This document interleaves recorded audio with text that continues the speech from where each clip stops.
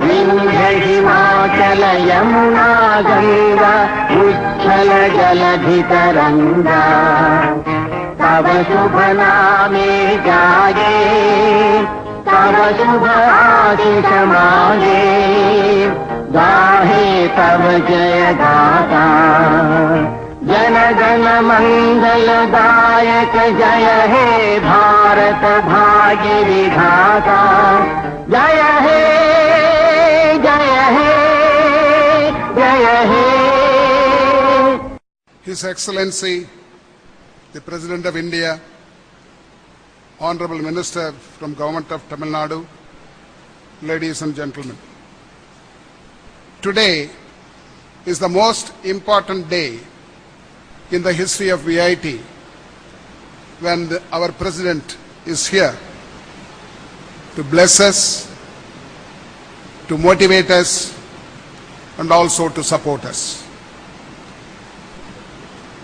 This is the first time India has elected an engineer turned scientist as the President of India.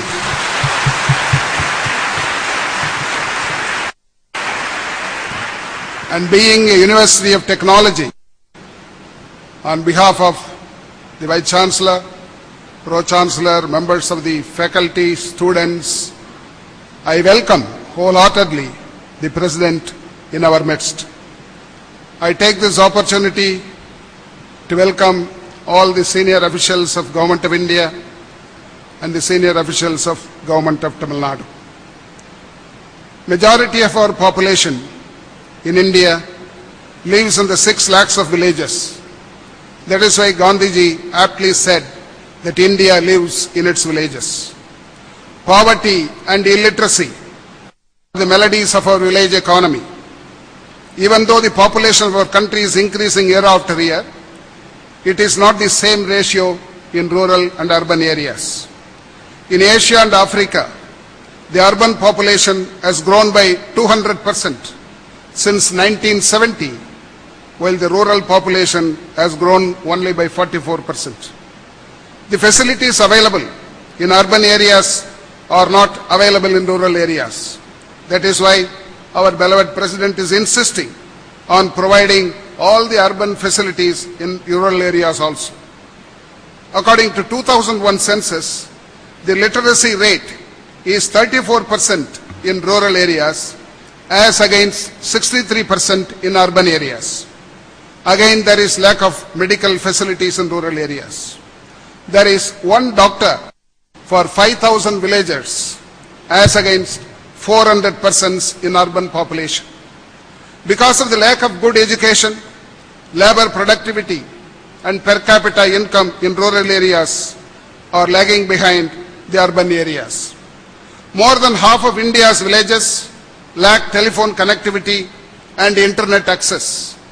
And also the charges are also more in rural areas compared to urban areas. I can give you an interesting example from US. USA was largely an agricultural economy in the last century. Providing higher education to the children of rural families was the need. Instead of starting thousands of small colleges, they started large universities for the children of farmers.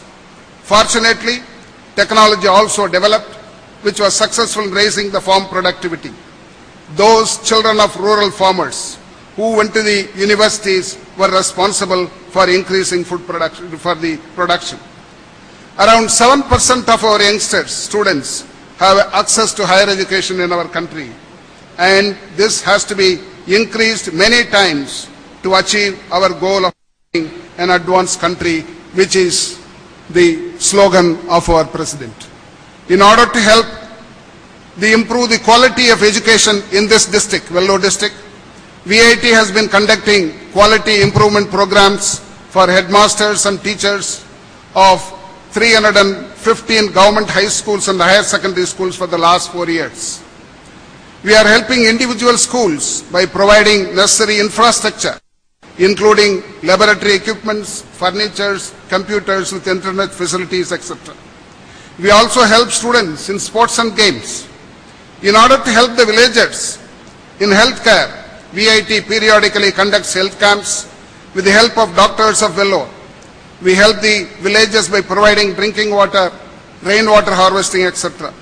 I take this opportunity to request the President to see that the fruits of the economic growth reaches the poor people of this country irrespective of caste and creed. Let us create a united and disciplined society which will make our developing country into an advanced country. I assure the President that through this center, which is going to inaugurate today, the students of VIT will become the torch bearers of unity in diversity to ensure economic growth with social justice. We want to be a model university in this country with our transparent policy in admission and administration and our vision of becoming a center of excellence at the global level. We would also like to help this district in making this a model district in the country. I seek the guidance and support of the President in these goals. Once again, I wholeheartedly welcome the President in our midst, and I thank him profusely for taking some of his time with us, spending time with us, and going to interact with our students. Once again, I welcome our Honorable President on behalf of